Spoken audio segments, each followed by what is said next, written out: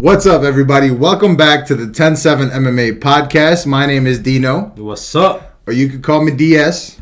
Okay. Or you could call me MMA Youngboy. I like that. As long as you call him. Just call him. Or actually, as Lil Wayne said, Weezy F. call me what you want, trick. Okay. Call me on my sidekick. That's like circa 06. Never answer when it's private. I wouldn't either. Dang, I hate a shy trick. Me too.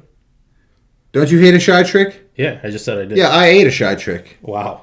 She's not shy anymore. Okay. She named her name. She changed her name Changed it? to my trick. Your trick. And it gets you right here. That's his trick. And that's enough to make a grown man cry. Let's get it. In any case, I'm here as always with my better half. Hey. The more handsome Dino. Thank you. Dino Bam Bam Bam Squeezy. Hey. What's going on? How's it going, man? I'm all right. Thank you, Dino. Yeah. That was a pretty interesting little thing you did there. You know, I felt like it needed it. Okay. Yeah. To each their own. But we've got a great card for you today that we're breaking down. Yes. We're talking about this weekend's coming card. It's Lewis versus Spivac. It's interesting, right? It's not like the biggest names on the card necessarily, right. But we've got the Road to the UFC tournament finales. Which was great. Within the card, yeah, absolutely. I watched the entire thing. I know you did too. Yep. Sorry. Connor. Yeah, man. You know, not a lot of big names, but I think we do have some interesting fights on here. I do think we have some certified bangers on here. Absolutely. Any other thoughts before we jump right into it? Yeah, just if you guys could like and subscribe, we would appreciate that. Thank you for the love on the last video. Follow us on Instagram as well, please. The Ten7 MMA. So it's at the 7 MMA. We appreciate all the love. We've been having a great time doing this. It's only the second one, but you know, we're going to do a lot more. Too many more, my friend. Let's get it. But let's get right into it. 12 fights on this card. Mm-hmm. And let's start right off with Tatsuro Taira versus Jesus Aguilar. Yeah. I'll throw it to you first, my friend. Absolutely. So Tatsuro Taira, Jesus Aguilar. First and foremost, Tatsuro Taira is like a huge prospect for the UFC. They're definitely trying to dip into the Asia market, and we know that with this card, it was supposed to be in Seoul, Korea. Yep. But they ended up moving it to Vegas for whatever reason. So it's at the Apex, no crowd, which kind of sucks. But yeah, is it always no? It's always no crowd at the Apex. I mean, right? There's like a crowd, but it's like VIPs. Like you can buy tickets for like $1,000 or something okay. like that. Yeah, I didn't know that. Okay. The guy emails me about it, not to act like the guy. The guy. I have a dude at the UFC. Okay, you got a guy. Okay. So, anyways, Tatsuro Taira is 23 years old, pretty big for flyweight. He's 5'6". He's got a 70-inch reach. This guy looks every bit, you know, a future contender in this division. He's got room to grow. Like I said, he's 23. Good grappler. His biggest advantage in this fight over Jesus Aguilar is definitely going to be the stand-up game because Aguilar is that grappler. He's like, it's weird because he's got that, you know, the typical Mexican-style brawling boxing. Yeah. Like, he does like to come forward with it, but everything he does is to just get to your legs. He wants to take you down. He's a grappler. He's a wrestler at heart. I think Taira's very capable on the ground, but I think his striking is the biggest advantage here. Nice head kicks. The way I see it is Aguilar kind of leaves his face open a lot, so I expect him to get cracked.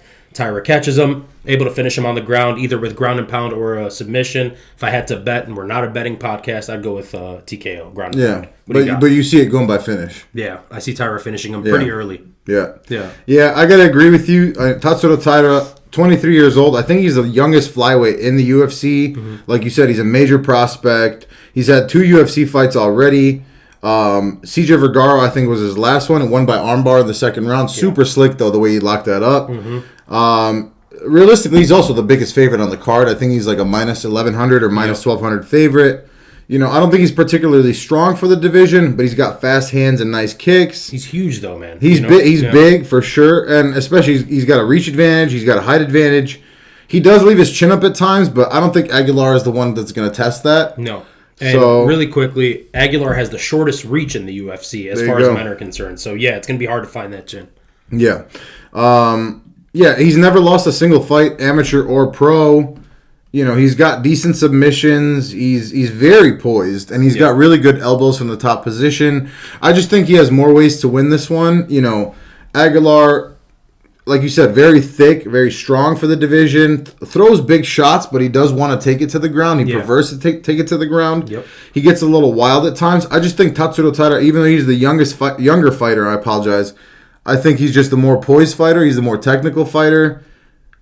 I guess I see probably TKO, ground and pound, more than anything. Yeah. But I could absolutely see a submission too. But yeah, I mean, I definitely see a finish here. Yeah, and just to add in about Jesus Aguilar, trains with Brandon Moreno, so high-level training partners. Or he did. Yeah. He was at Entrim Gym. No, I think he does. So it's not the whole James Krause thing. It's the gym in Tijuana. He's known for his guillotine choke. So He's really slick, really quick to latch that on, the guillotine choke. Isn't it weird though that he's so proficient with a guillotine, but he's got super short arms. It is short, thick arms. It is, but I think because he's like so strong and jacked, he can just like cinch it up. Yeah. You know. I also think there's something to be said about he looks for it. He's not like a submission guy. Mm-hmm. I would say Tatsuro Taira has the better range of submissions. Yeah. I just or the more diverse He's playbook. more talented. Yeah, he's more talented overall. Yeah. We're not going out on any sort of limb here to break this down. Just giving you guys some insight, right? It's just he's got more ways to win. He's a more athletic prospect. He's the younger prospect. Like the UFC wants these good, especially Asian fighters, to be good and show people something, especially on this card. Right. That's what this card was built for, I guess, is showcasing to Asia. So having a minus 1100 to open up the night, you get your Asian fans watching. They get excited. One of their own gets a win, and that's what they're doing here. So I will say I would still throw him into a parlay. Yeah. I mean, what's the point? But like, yes. No, I know it, but it throws that extra couple $100 if you got like 8 items in there. Yeah, so. I'm pretty comfortable with it, so why not? Yeah. Should we move forward? Yeah, let's do it. All right, next fight is at middleweight. It's Jun Young Park versus Dennis Tillulin. Dino, I'll let you take the reins here. Go for it. Thanks, man. Yeah, I think this is, first of all, going to be a banger. Mm-hmm. I think it's going to be an absolute banger. One of the more entertaining fights in the entire card. Yeah. Jun Young Park, 31 years old, 5 UFC fights, 4 decisions. He had 1 fight, I think he won by submission. His last 3, he beat Joseph Holmes, Eric Anders. Ugly Man Joe. That's one of the better nicknames in the UFC. It's a great nickname. And then he lost by TKO to G-Rod, Gregory Rodriguez. Yeah. But I don't know if you saw, I know you saw that fight, actually. I don't know what I'm saying, but he was banging with him. He was happy to bang with him. He had Gregory Rodriguez wobbled a few times, and I know Gregory Rodriguez just lost, but I mean, that fight has aged really well. Yeah, I mean, Gregory Rodriguez looks every bit like a stud. I know, and Gregory Rodriguez is probably juicing. I mean, and he looks That's like Brazilian Obama for you guys that don't know. He does look like Obama. I never knew that. It's wild. Wow. It's wild. But he wobbled G-Rod with a hook, and he almost got the finish, and then he got a little too excited, and then he got finished, Yep. But just like looking at the track record of his opponent, G-Rod, right? It's like, that's not a bad loss at all. Yeah. He banged with Eric Anders. I know Eric Anders is not the best fighter, but he's a powerful dude. Mm-hmm. Played football. He's explosive. But he finished him. Right? He played at Bama. Yep. He finished him in the first. I do think that Jun Young Park can eat a lot of shots at times. Yeah. It seems like he prefers to counterpunch as opposed to like being the aggressor, being the guy that's looking for the offense. Yeah. I do think that he's definitely got a better ground game than Tillulin.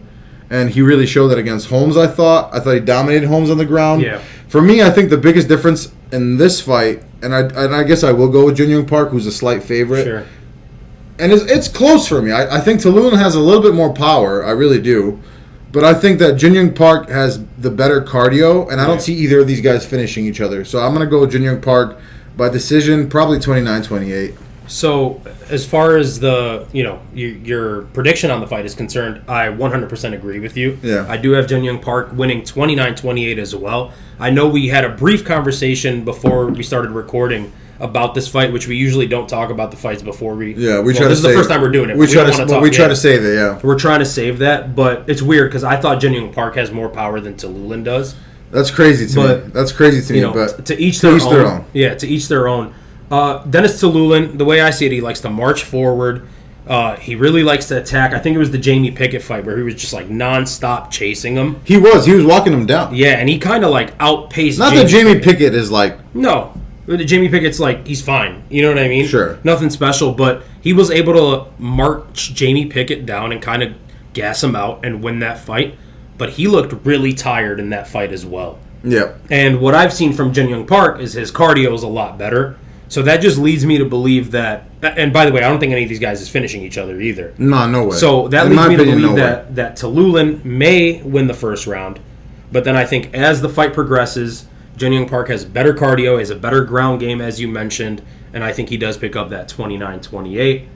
And anything else you want to throw in on this fight? No, I think the last couple sentences you just said, I think it's exactly what's going to happen. Yeah. I will say, though, he lost to, was it Khriziev? Yeah. By he got subbed, I believe. Yeah, but he was putting up a pretty good fight in that, and he was like a giant underdog. Yeah. I don't know. We'll see. But, he eventually did get subbed, right? Like, he didn't look like anything special on the ground. I don't, like you said, I don't see Jin Young Park subbing him. No. But, But, yeah, I'm good to move on. By the way, Jin Young Park, I think we agreed that he's 5'10", but the UFC has him listed and even 5'10" for middleweight is it's pretty short. Small, yeah. Like the new age middleweight, dude. Jalen Turner is 6'3" at lightweight at 55. Yeah, but 5'10" or 5'8". He's pretty short for the division, and Talulin's 6'1", I believe. The reach advantage is about 4 inches, so I guess that's in Talulin's favor. We'll see. But I think Park easily wins this fight. This is one I probably wouldn't throw into a parlay because I'm not so certain about it. Okay. I will say that Tapology has 86% of people choosing Park. Yeah. And for what it's worth, the UFC probably does want to see these Asian fighters win. I'm sorry. What did you say the odds were on this? Do you have that? I do. They're pretty close. Yeah. Park is a -200 favorite, plus 170 for Tululin. Okay. So I think it is a good parlay piece, but we'll agree to disagree. Yeah. Moving on though, the next fight, and is it the only women's fight of the card? I think it is. Yeah. It's Ji-yeon Kim. I didn't notice that, but versus Mandy Bohm, ya girl. I'll let you take the lead on this. I know you have a lot of strong opinions on this banger of a fight here. Yeah. Mandy Bohm. More than anything, sounds like a cool name. Yeah. If I heard Mandy Bohm's sounds pretty cool. Mandy Bohm's fighting. Yeah. You trying to go watch the Mandy Bohm fight? Probably not though, to be honest. But I just want to say. Yeah. Let's hear this. Probably neither of these ladies deserve to be in the UFC, and I hate saying that because Ji-yeon Kim has fought much better competition. She fought Meatball Molly. She fought Alexa Grasso. She took Alexa Grasso to a decision and Meatball Molly to a decision. Yeah. And Meatball Molly, we've seen she's not anything necessarily special. Yeah, she got hot for a little bit. And if you watch these fights, you probably could have known that. But I just think that they might have fought the same caliber of opponent, but Mandy Bohm has fought less of them, and Mandy Bohm is getting finished by these ladies, whereas Ji-yeon Kim is at least taking them to decision. Alexa Grasso is fighting for a title. Right. So Ji-yeon Kim took her to a decision. Yeah. First of all, as a disclaimer, I wouldn't dare to bet this fight or add it into a parlay or anything like that. I just think that Kim has fought way better competition. Since I have to pick somebody, I'm going to take Kim. First of all, if there's a bet to be made here, it's over 2.5 or whatever where Vegas sets the line. Right. This is not going to be a finish by anybody. Worst fight on the card, Ji-yeon Kim wins, but Yeah. I have no strong feelings. I don't have much to say or much to add on to that. Ji-yeon Kim, here's the thing. Ji-yeon Kim looks like she's a lower end women's flyweight fighter in the UFC. Mandy Bohm, who came into the UFC at 7-0, looks like she doesn't belong in the UFC. No question. So neither one of them has much finishing ability. So like you said, that over 2.5 or 2 or whatever Vegas sets it at is probably your best bet here. And again, we're not a betting podcast or a betting show, so don't take our advice. But yeah, I'm pretty comfortable in Ji-yeon Kim and the over here. So Ji-yeon Kim by decision, 30-27. I think Mandy Bohm takes the L here and then rides out to Invicta or wherever they take her. And yeah, we're good to move on. Cool. Next fight on the card, it's the first of the fights of the night where it's two Asian fighters actually going against each other. Mm-hmm. It's Sung Park Hyun versus Guk Choi Seong. You said it. So I'll let you take the lead on this one. Let me know what you think, my friend. This is the flyweight fight, correct? It is a flyweight fight. All right. So first we have Sung Guk Choi. That's the Korean Zombie protege. I saw he walked out with Korean Zombie on the show there. What I have written here is sharp striking. uses some leg kicks to set everything up. Yep. And I mean everything. Like, he sets up his leg kicks with leg kicks. So he's really, like, he does a lot. He does the most. You know what I'm saying? Yeah. He's just constantly bouncing around. Like, he does not stop moving, but he doesn't do much with it. Yeah, I agree. Is what I noticed. He didn't stick out to me. Like, a bunch of these guys on this show stuck out to me, and some guys that were beaten stuck out more to me than he did. He doesn't look like anything special. And then on the other hand, you have Hyung Sung Park. And with him, he's a very calculated striker, slow and measured. So it's a complete clash of styles here. We have one guy who's doing the most, and then one guy that's not doing too much. Yep. But the guy who's not doing too much seems a little better for me. He got dropped a couple times in one of the fights. Like, he got hurt pretty quickly by the dude with the red mohawk, if you know what I'm talking about. But that dude had 150 Muay Thai fights. That guy was raw. That guy, I would have loved to see that guy. I wish he fighting was on this card, right, fighting for a contract by the way. But you know, I'm not taking anything away. More power to him for finishing that guy. Yeah. You know, but after being hurt. Yeah. And really quickly, we didn't mention this. These next 4 fights, 125, 135, 145, and 155 pound weight divisions, and these guys are fighting for a contract. Mm-hmm. So, you know, that adds a little bit of drama to it. Either way, though, as far as this fight's concerned, I see Park having more finishing ability, and I trust that he will find it. I'm going to go with a round 1 finish for him. I think he drops Choi Sung-guk and then finishes up with an RNC or something like that. Yeah. Now, what do you got?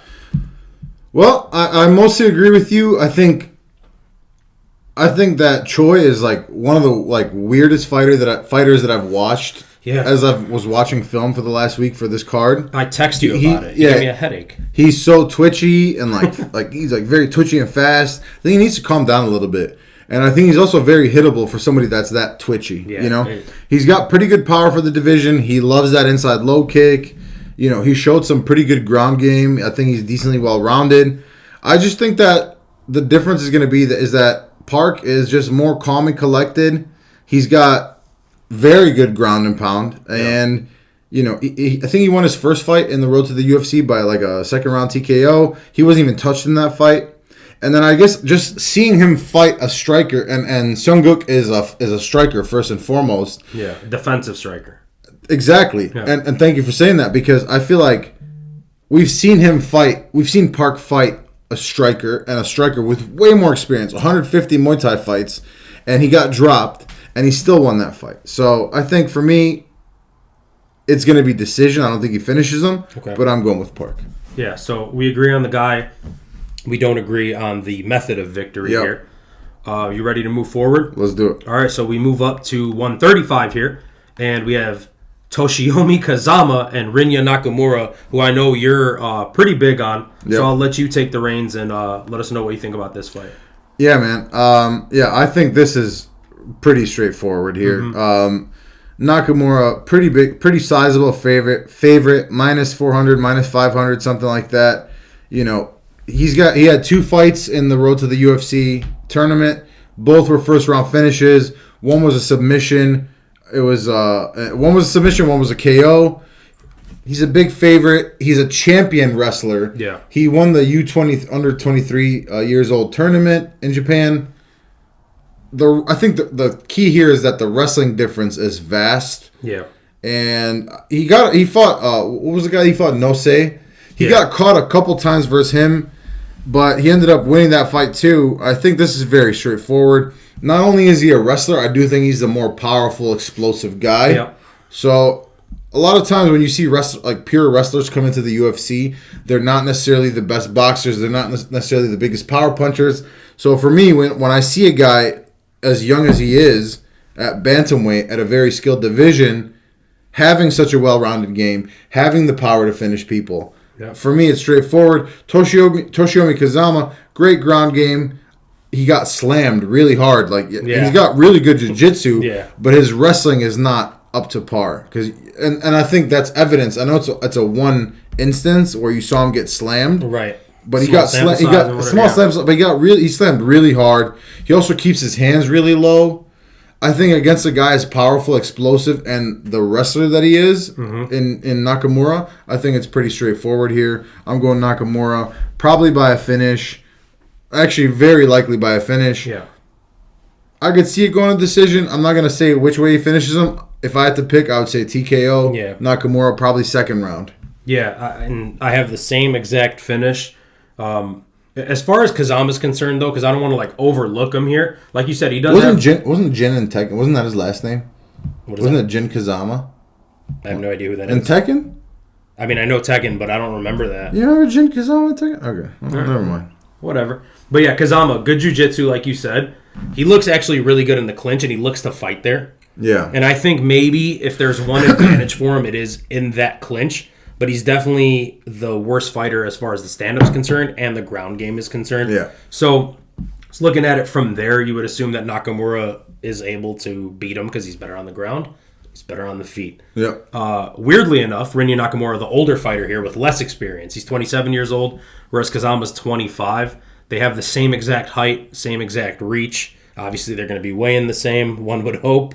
But yeah, I'm with you. There's not too much more to add on to it. Nakamura looks like he's faster, looks like he's stronger. So yeah, Nakamura second round TKO is what I have written down here. And I'm glad that we finally agree on something. Yeah. We should bet that and yeah, probably we absolutely lose should. money. Nah, that's an easy one. I don't think we mentioned that is the second of the Road to the UFC Asian tournament. Yeah, at finales. It's at 135. Yeah. Really quickly, one more thing. Nakamura trains under Yushin Okami, which is kind of Oh, really? Yeah, that's kind of dope. What? I didn't know that at all. That's kind of dope. Okay, cool. All right, so should we move forward here? Let's do it. All right, 145 pounds. We have the third of 4 Road to the UFC fights here. We have Zhang Young Lee and China's Yi Jia. You want to go ahead and start this one off, Dino, or should I do it? No, I'm happy to do it, man. Okay. Yeah, I think this is also pretty straightforward. I want to see the odds on this real quick, to be honest. Yeah. So, Yi Jia is a plus 200 underdog. Mm-hmm. Zhang Young Lee is a minus 250 favorite. So, Which is surprising due to the records, right? Because you have Zhang Young Lee who's 9-1, even though he's 1 year older than Yi Jia, but Yi Jia has 24 professional fights. He's 21-3, so that's a good record. You're absolutely right. He's the more experienced fighter. Jia Yi is. He's explosive with really good takedowns, great submissions, good chin. He's got a really nice right hand. I actually thought he lost the fight to Matsushima. Yeah. I don't know. You watched that one, obviously. Yep. Yeah, I genuinely thought he lost it. I don't think he should be in this position, personally. I think Lee Jung-young seems like the better prospect. I think he's got better power. I think he's got better submissions. The armbar is like his special move. Yep. And I don't know necessarily that he's going to finish it with the armbar. I just feel like he has more ways to win. How good was that second fight, that finish? Oh, amazing. That was disgusting. Amazing. That was I enjoyed that. That was one of the better finishes in the tournament. You texted me about it as I was watching it. Oh, really? Okay, yeah. And I was like writing notes like at the time, and I was like, nasty, right? And it's like, boom. Right then I got the knockout. I was like, okay, cool. Let me rewind that real quick and see what's up. Yeah, the Korean Tiger, I just think he's so confident. Like, I guess they're so different. Like, Yi Jia seems like a lot more like reserved, and like the Korean Tiger just seems like he's out there. He just has like, it's almost like wrestling, right? Like WWE, where it's like, I feel like he would cut the better promo. You know what I mean? I know that doesn't mean anything in this context, but he also 5 of his 10 pro fights have been first round finishes, and I do think that there's something to be said about that confidence. Yeah. So. I think who do you have winning the fight? Is it Lee? You said Lee, right? Oh yeah, Lee Jung-young easily. Yeah, how do you have him winning it? Man, that's tough. Yeah, that's really tough for me. I don't know. I would say probably by decision. I don't know. It's tough.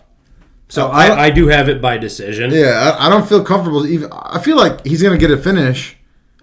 It's tough to say. It's tough to say. And I get where you're coming from, right? Because you have Yiza it's the experience. I feel like the experience of him. Right. You like looking at these two guys. You think Lee beats him. Yeah. Like, and that jumped off. If you're just looking on paper, right? Yeah. And it jumped off when I was watching these two on film. But the thing with Yiza or Yi or whatever it is, dude, there's nothing to knock about him. Yeah. He's got like very solid stand up. Yeah. Very solid ground game. Very solid jiu-jitsu. Like, he was scrambling pretty damn well. But when you watch it, like, it's just a feel. It's like the intangibles almost. Nothing sticks out, but he's just, like, solid everywhere. So, yes, I saw Lee as the better fighter than Yi.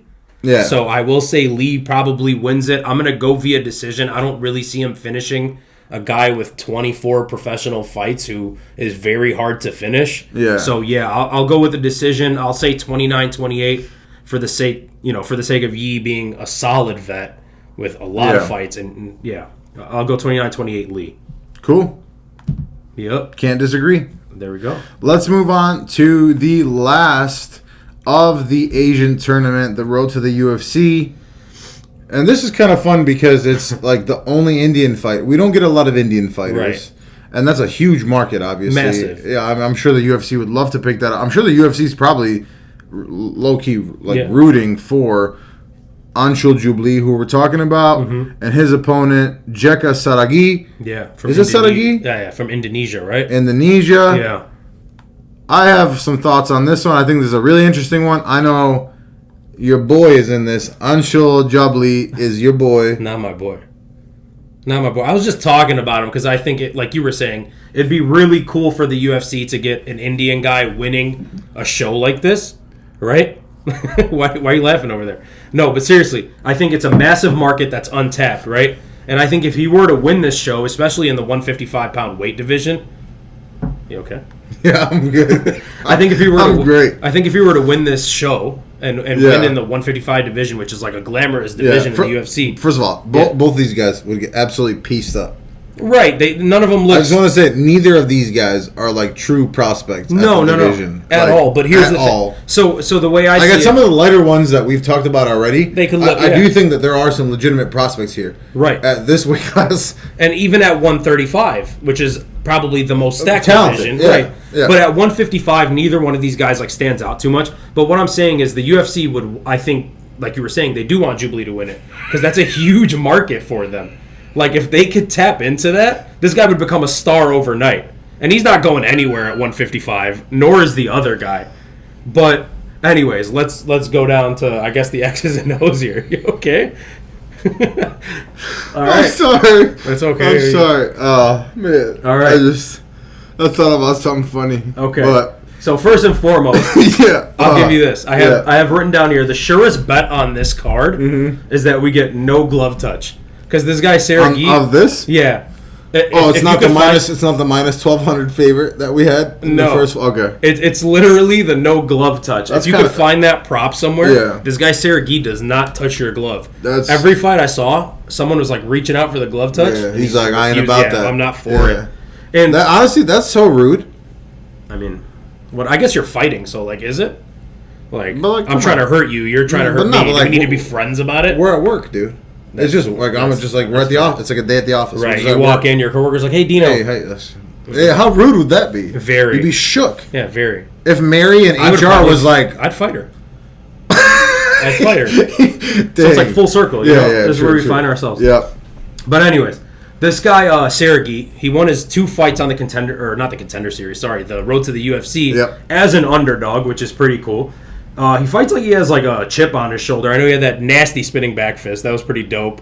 But that guy didn't seem like he was the best level of, like it wasn't the best competition. That dude was jacked though. Yeah, he was yoked. For the weight class. Yoked, absolutely. Yeah. And also, didn't that guy throw a spinning back fist at him first? And it was almost like I'm gonna show you how it's done kind of thing. And like, Bot just caught him. That was in the 3rd round. And also, the guy wasn't out cold. He was just like cowering. Yeah. He's like, I can't do it anymore. Like, and then I was noticing, and another one where I was writing in my notes that he has a nasty 2 that he throws off of that, like 1-2. Jubilee? Yeah. Or no, I'm sorry, Sergey. And then he absolutely knocked that one dude out, like, violently. Oh, my God. That was disgusting. That was the best knockout on the show. On the entire show. And it's not close. The sound of that. Yeah. And first of all, these guys are tiny. Yeah, for what it's worth, yeah. I mean, for me and you, but they're tiny. They weigh, what is it, 120? 155. 155. Yeah. So they're walking around like $175, $180. Okay, fine. Standard people. Anyways, I digress. He swings a little bit wild, but that right hand is pretty filthy. And then as far as Jubilee's concerned, he's definitely like he's a striker himself, but he's like the more calm, collected striker in this matchup. And he is 5 inches taller, which is the only thing that's giving me like a little bit of hesitation here. Yeah, but I think Sergey or Saragi, however you pronounce it, I think he's just more aggressive, and I think he is able to find that finish. If he's not able to, though, in the first round find that finish, then the odds start going in Jubilee's favor because his best bet is winning a decision in this fight. Yeah. But yes, I think Sergey eventually does find it. The UFC probably hopes not. What do you got on this fight? So this is pretty much a pick'em. Mm-hmm. It's like, and first of all, I just want to say Sergey was... And it is a coin flip in Vegas, I believe. That's what I just said. Oh, okay. I thought you were just saying in general. No, that's what I said. My bad, bro. No, it's okay. We don't have to do this. You know? But I just want to say, so Sergey was actually a pretty... One of his first fight, he was a huge underdog. But both of his fights, he was an underdog.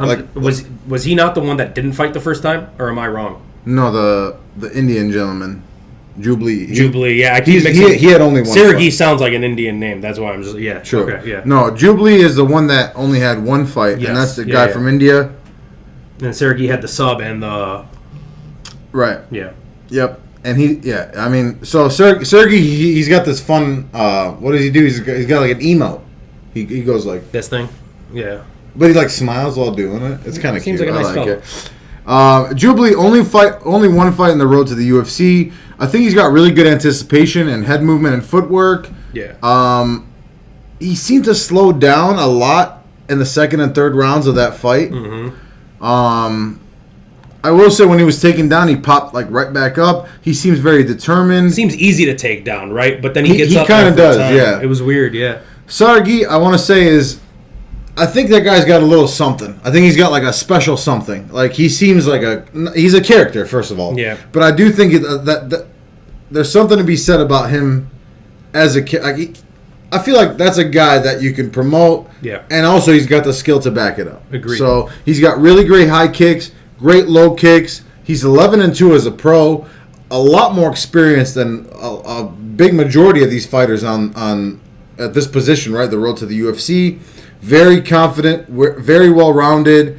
He's likes to strike more than anything. And he got caught, but like he recovered. He's got great offensive wrestling, and he goes through his progressions and jiu-jitsu. Yeah. I feel like he has more ways to win. I know I've said that before tonight, but I feel like he has more ways to win, even though he's primarily a striker. I feel like he throws the better combos. I just think that he's got really good hand speed, better than probably anybody, better than a lot of guys in the UFC right now. He might have top 10, top 15 hand speed alone at the weight class. It's a hot take, but I'm just saying, I'm not saying he's like the better fighter. No, of course. I just feel like his hand speed and the fact that he was a big underdog, it's pretty much a pick 'em at this point. I'm gonna go with Sergey, and I'm pretty confident about it. Yeah, same. I just want to point out this fight is literally about who can utilize their game plan more. Yeah. Right. Like if Jubilee's able to kind of like keep range and keep away for a while and just pick at him, then he'll win it. If Sergey's able to do the thing that he wants to do, which is swing wildly and get in on him, then he's going to win this fight. Yeah. And are you ready to move on to the main card? Let's do it. All right. So we are done with that. Thank God. The names get a little more distinguishable. And, sure. Yeah, and, it's some names that we do know in the UFC. Fuck it. We're not swearing, by the way. No, I said Adam Fuggett. Adam Fuggett is on the card next. It's Fugit, I believe, but okay. Say it how you want. That's okay. He's insisting upon himself. Yeah, probably. If that's what it is. So we do have Adam Fugit versus Contender Series alum making his UFC debut, Yusaku Kinoshita. Yep. What do you make of this fight? Man, this is I feel like this is a tougher fight than most on this card for me to like really pick. Tougher? Yeah. Okay. I know Kinoshita I think is like a minus 300 favorite. Mm-hmm. Adam Fugit, I mean, first of all, he does this weird thing where he like hunches over. He like hunches his head forward. But man, he's 34 years old, right? So I'm going to give you my prediction off the bat, right? I feel like the fact that Kinoshita is 22, one of the youngest fighters on the card, if not the youngest, minus 300 favorite, and Adam Fugit is 34. Yeah, much older fighter. He's had one UFC fight and he lost. He came from the LFA. He loves throwing head kicks. I don't know if you actually I do know again that you've watched his fights, but like that one fight in the LFA, he literally came out and threw like eight high kicks. Yeah. And it's like... He's funky. He's also a southpaw. I think they're both southpaws, actually. This is the only fight in the card where they're both southpaws. He's long and rangy. He knocked out Renfro with a big overhand. He fought Michael Morales in his UFC debut, who's like a pretty much a similar like prospect in terms of like it's a young guy, it's a guy on the up and up, and Adam Fugitt is obviously an older guy. So like he's fought somebody who's young and relentless and a big time prospect, obviously from a different part of the world. I just think that it's for me it's as straightforward as Kinoshita has. He started training karate as a kid. He's got the better kicks. He's got, I feel like he's more flexible. He's a great counter striker. He pushes the pace. He's got a good chin. And he's 22. I feel like Fugitt is a guy that's, going down, whereas Kinoshita is a guy that's going up. So, and for the UFC, on an Asian card, like, we know who they want to see win in this fight. Right. And I'm not saying it's rigged or anything like that. I just feel like it's a pretty straightforward matchup, especially given the odds. I'm going to go with Kinoshita. Probably by decision. Yeah, probably 30-27 or maybe even 29-28. I could see Fugitt winning the first round and then tiring out a little bit. He's interesting, though. I mean, it's a tough one, kind of. So here's the thing with Adam Fugitt for me, right? So, like you said, he had his Contender Series fight against Solomon Renfro.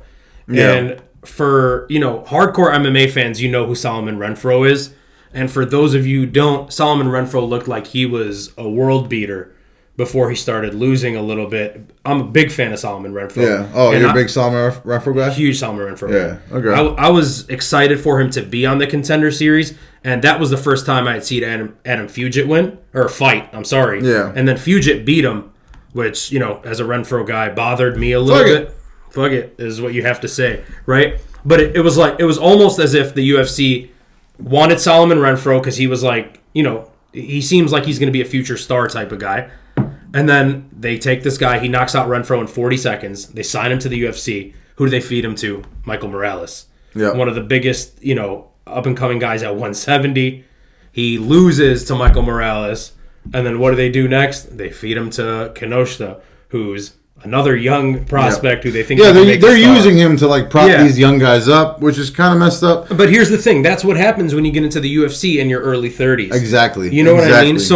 So that's what this is, and Vegas has the line at minus 300 for Kinoshita, and I can see that. He's a flashy guy, he's a young striker, got really good power, seems fun, looks like he could be a future star in the Asian market for sure, but minus 300 is a lot. And that age difference is huge. The age difference is huge. I'm not comfortable in this fight whatsoever, and I don't think 3-1 is acceptable at all. No, it probably shouldn't be that high. So for that reason only, I'm going to go with Fugitt. He put up he put a great performance on against Morales. I know he got finished. No, he really did. But that's a guy that's supposed to be like the next stud at 170. Yeah. No, but Dino, the difference in experience is not much. No, I'm saying, but like with him and Morales, like. It's almost like Morales was like, oh, like you're expected to finish Adam Fugitt. Yeah. And then it's like, but he barely did. Right. He ended up fighting him, obviously. Before he did, it was like a close fight, though. And don't get me wrong, Dino. I think Michael Morales was sort of playing with his food in that fight. Do you? I feel like he was just young. I feel like he was just young and that's what inexperienced. That's what I mean. I don't think he was like, oh, this guy sucks, I'm going to beat him up eventually. But it was like, it's that like air of invincibility, right? Yeah. Being that young, being undefeated, like he doesn't think he could lose. He's getting hit by this guy. I don't feel too much, threat. There's not too much power coming back at me. So I think he was just sort of taking it a little easy. And I don't want to knock Fugitt because I really do think highly of him. I think he's awesome. And I think the 3-1 is disrespectful. So that's why I'm taking him here. Give me Fugitt by decision. I just, I don't like 3-1. You're going Fugitt. I'm going Fugitt by decision. Wow. Yeah. And I just want to say, I'm not necessarily not going to do that. Right. Like, I don't feel super comfortable with it either. Right. I don't love the odds. I do think they should be closer. It's just I'm going to go with the younger, more explosive prospect. And that's fair. And that's why it is 3-1. Yeah. Like, you know what I mean? But, yeah, I don't like it, personally. Cool. All right. Yeah. Moving on, we have another main card fight. It's Ho Choi Do versus Kyle Nelson. Do Ho Choi. Right. I'm not sure. Do they? I haven't. Have you? When's the last time you choyed? It's been a hot minute. It's been a while. Yeah.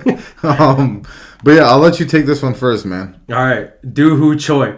So anytime I get the opportunity to watch that Doo Ho Choi Cub Swanson fight, Yeah. I'm down. Yep. And if you're watching this video, and we're however long we are into this video, And that was like a while ago. So Cub Swanson was years like ago. Cub Swanson was Right. like a legit it was Cub Swanson, you know? at his prime. Right. So here's what I'm saying. For those of you that are still watching, you're in one of a few boats, right? You're either a diehard MMA fan and you're enjoying this, or you're a friend of ours and you're just watching it to be supportive. So thank you either way.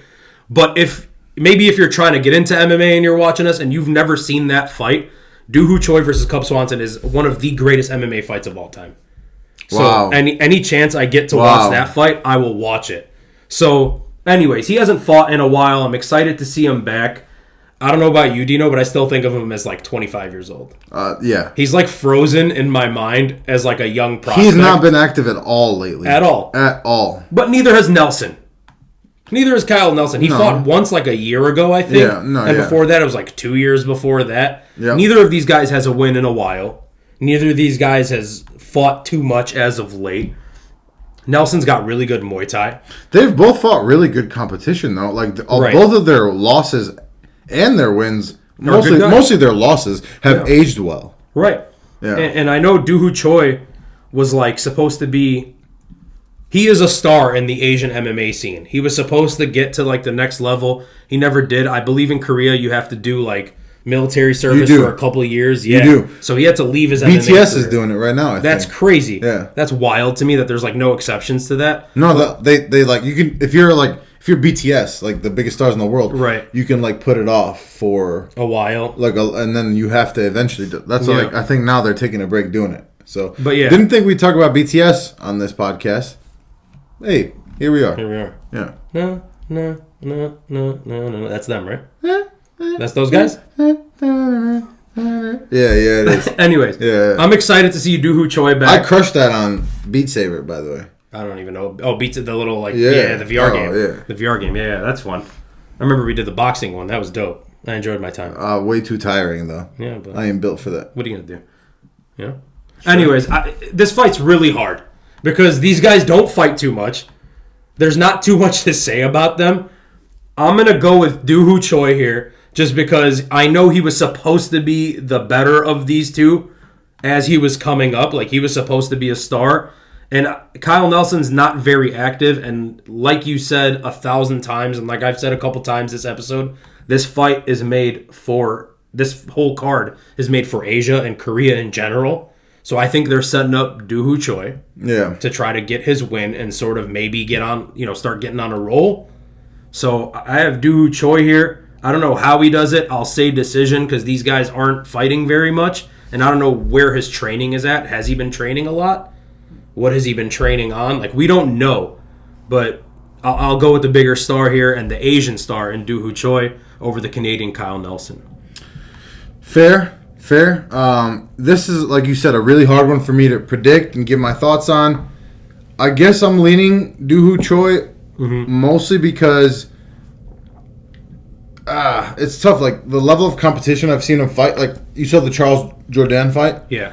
That was, dude, he dropped Charles. That was his last fight, he dropped Charles Jourdain. And I know Charles Jourdain has, like, been one of the most active fighters. And he's got some pretty good wins. I know he lost his last fight, I believe, Charles Jourdain. I'm a big Charles Jourdain guy. He's really good. He's really good. He fought Jeremy Stevens when he was, like, in his prime. And he was, like, doing good against him, too. Ethan. Right. That's is that guy. Huh? That's him. Oh. Is that guy. Oh, yeah. Oh, I knew that. Yeah. He fought Cub Swanson like a really long time ago, which is crazy, but he was in his prime. Neither fighter has been very active. They've both fought really decent competition. Choi likes to throw a lot of leg kicks. He's got pretty good hand speed, front kicks. He's a little too hittable at times, and he gets fatigued. I think he's the more crisp fighter, very technical, good kicks, good timing, not a lot of power. He's a BJJ brown belt. Like I said, he was beating on Charles Jourdain until he got messed up. Yeah. Kyle Nelson, I mean, he's an aggressive fighter. Good Muay Thai skills. And good Muay Thai. He's a fellow bald brother. Hey, that's fine. Let's get it. he's fought decent competition. Jai Herbert's nothing special, but he fought Billy Quarantillo, and he was messing up Billy Quarantillo in the first round until he got dropped. So, yeah, I just think, like we said, neither fighter's been super active. I just feel like Choi has been a little bit more active and has fought a little bit better competition. I'm gonna go Choi. I don't feel super comfortable about picking him or picking either of them really, but I guess I'll go Choi. So I just want to throw in one more thing. So Kyle Nelson's known as like a really technical stand-up guy, right? He looked really crazy the first round of his last fight. He was going nuts. Right, but I mean, like, everything is kind of thrown from like the right angles, and like he's just like that Muay Thai guy, and like he's known as but like when it comes to technique, there's not much better than Doo Ho Choi. Like everything looks really crisp. It's crisp. It's like, crisp. Everything comes from the right angle. Kicks and punches, front kicks, nothing. There's head no kicks, wasted leg kicks. motions. No, like, he's crisp. Yeah, he's crisp. So Doo Ho Choi for me. We move forward. Heavyweight matchup. Your boy, Blagoy Ivanov. Why is that my boy? Why not? Versus Marcin Tybura, the Polish heavyweight here. Both guys generally weigh in under 264, the heavyweight limit. Yeah. I know Blagoy Ivanov has like a wild story. He was stabbed in the heart and the neck, and that's why he has like scars all over his chest. Yeah. He got jumped by like 8 dudes and then fought him off while being stabbed in the chest. Okay. So that just shows he's like a tough guy. If nothing else. Yeah, he's real tough. That's pretty tough. Yeah, and then really tough. You have him versus Marcin Tybura. We got fights against 2 guys shaped like me and you. Let's get it. Should we fight? We should fight one day. We will. If we get 1,000 likes on this video, we will fight. To the what? Nothing. Like we're not gonna just like a body shots or something. Okay. Yeah. I'm down. But so I'll take over real quick here. Blagoy Ivanov is like a decision machine, which is super odd to me at heavyweight, right? He's never finished a single guy in the UFC. In UFC. Yeah. He used to have a bunch of subs before that, but since he's been in the UFC, he's at heavyweight. He has a bunch of wins and no finishes. I know he comes with like a high judo credentials. He was a judoka in his country. Yeah. Almost got to the Olympics or whatever. Is it Bulgaria? I think he's Bulgarian. Yeah. But anyways, it's just weird to me that you could be a heavyweight in the UFC for so long and not have any finishes. And then on the other end, Marcin Tybura, who's like a solid striker. I think he was on like a 7 or 8 fight winning streak until he lost to Volkov. And now Volkov's legit. I mean, Volkov's legit, and he's long-bodied, and he's got big toes. Big toes? Yeah. Does he? It seems like a guy. He probably was like a 15 minimum. 6'7". Yeah, he's very tall. So yeah, he's a lot taller than Tybura, and Tybura's a lot taller than Ivanov. So I think we see like who gives Tybura trouble, and it's not the guy that just wants to push you into the fence and just kind of throw you over his shoulder and lay on you and not do too much. God, I wish that was me. Weirdly enough, Marcin Tybura is the older fighter here, because I would never guess that by a year. Looking at these, year. But still, I would think he's 3-4 years. Oh, so he's bald, so he must be older. I'm bald too, okay, Dino? All right, we get it, fam. I understand where you're coming from, but yeah, I'm gonna go with Tybura here. I don't see how in the world Blagoy Ivanov can like finish him. Yeah, well, he's certainly not gonna finish him. Yeah, and I think Tybura has a chance to finish him. We've seen some finishing ability, so I'll trust him to get that finish. He's the better striker. He's not better on the ground or in the clinch game or in the grappling realm. I guess Ivanov is a little better, but he does not look all that as of late. I was at the Rogerio Lima fight in Phoenix. Okay. And I don't remember it. Okay. Like as I was looking, slept. I don't even think I was drunk.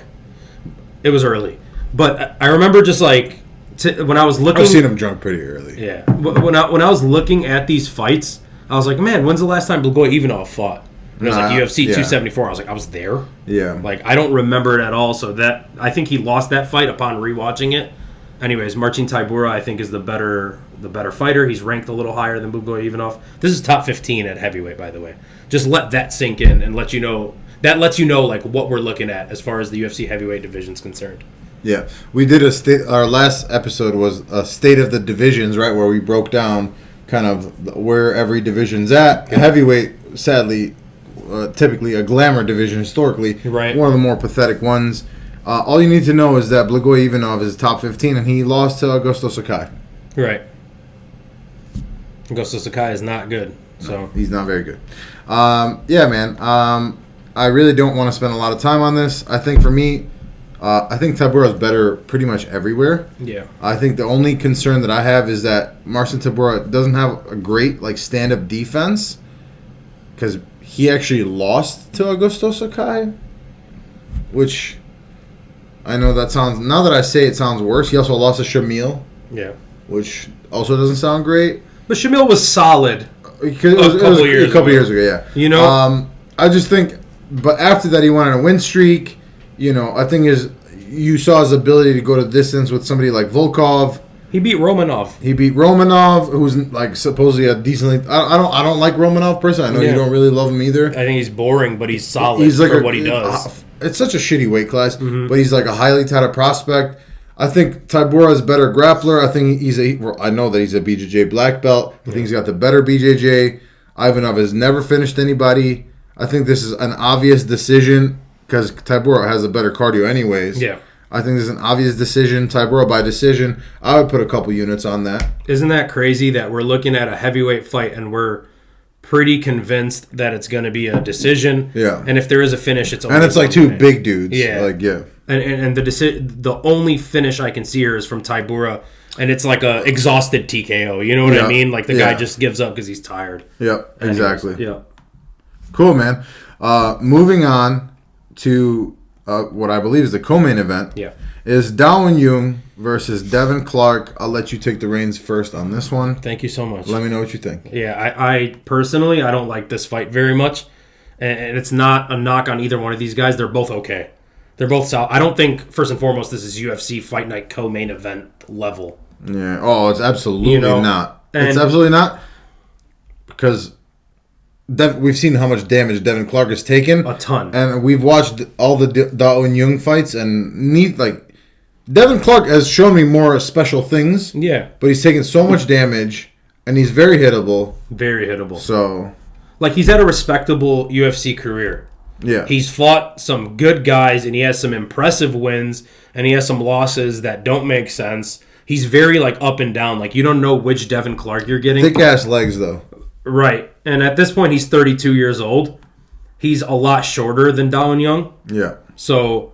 Also, one of the most vicious injuries I've ever seen. That's the teeth, right? Where his bone at the bottom of his teeth broke off. Yeah, it was disgusting. I don't remember who that was against, but I do remember that. It was filthy. And then on the other hand, you look at Darwin Young, and it's sort of the same. Impressive wins and... okay, last time he fought was Dustin Jacoby, who I think very highly of. Me too. Very good kickboxer. He got knocked out immediately, right? But before that, he has a win over up-and-coming guy, my boy, Kennedy Nzechukwu, and probably the weirdest knockout I've ever seen in my life. I think he knocked that was that one. Yeah, that was that phantom... Knocked him out with an elbow to the forearm? Yep, forearm elbow. But then he beat William Knight, and I guess that's sort of impressive. Took Sam Alvey to a split decision. And... Sam Alvey hasn't won in 7 years or something. So I don't know. But he beat William Knight, who's jacked. Yeah, exactly. Beat William Knight, beat Mike Rodriguez. Some impressive wins.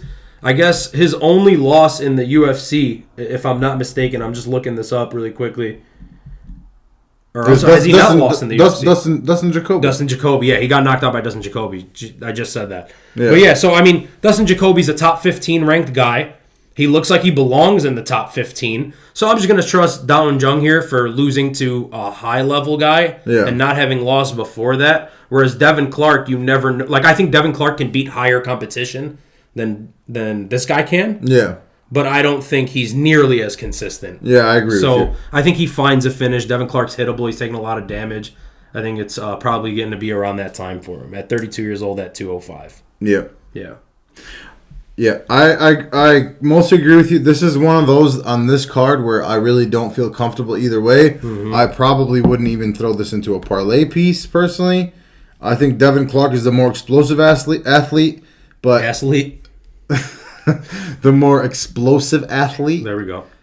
He was beating Mirzakhanov. He was, and that's crazy to me, because this is a really hard one. I would not get anywhere near this betting-wise. Yeah. What are the odds? Young Darwin hasn't showed me much, but decent competition. Devin Clark has beaten some legit guys, but he hasn't been active. He's been even less active, let's say. And also, he's taken so much damage.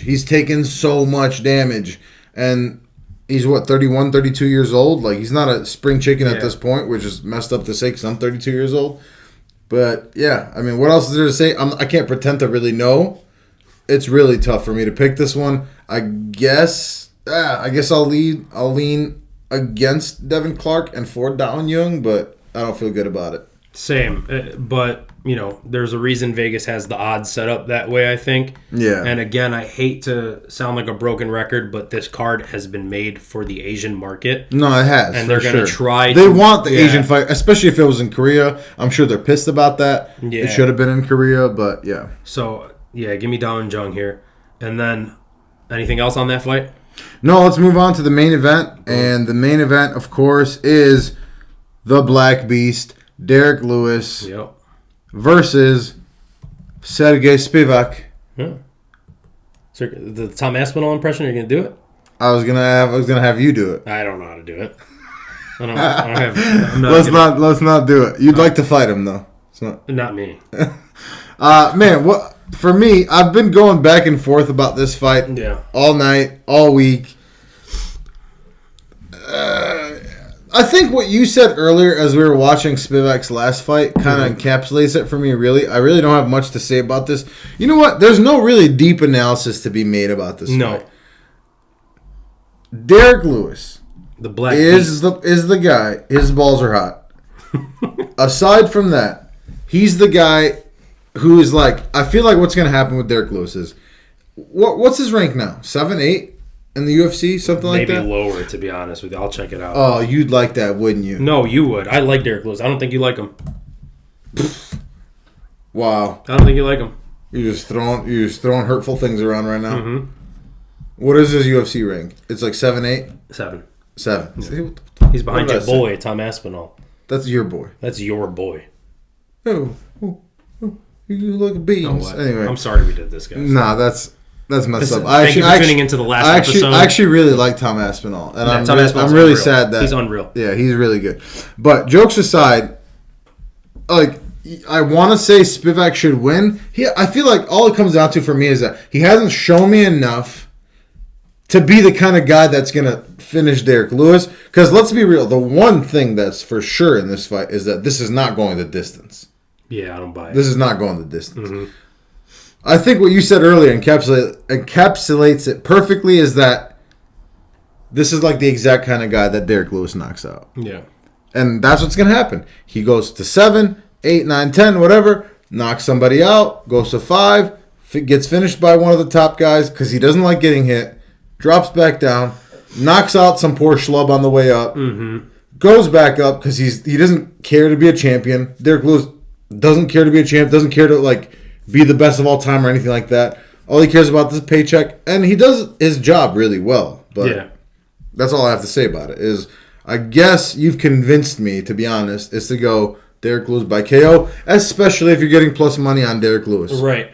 So anytime you have plus money on Derrick Lewis, it's very tempting. Like, no matter who he's fighting, it's stupidly tempting because he can put anyone on the planet out by touching them. Yeah. Like a glance to your chin or your temple and it's over. He's knocked out better men than... I'm sorry. Yes. I'm sorry, Sergey. But he's knocked out better men than Sergey Spivak with less effort. Right. And no knock against Sergey Spivak. He is good and deserves to be in the rankings at heavyweight. So he beat Carlos Felipe, right? The Biggie boy or whatever his nickname. That's Jairzinho, but this guy's also like Biggie something. Then he beat Jared Vandera. And then he beat Alexei Oleinik. And then he loses to Tom Aspinall. So, like, he gets there. Oh, he beat the trash of the trash.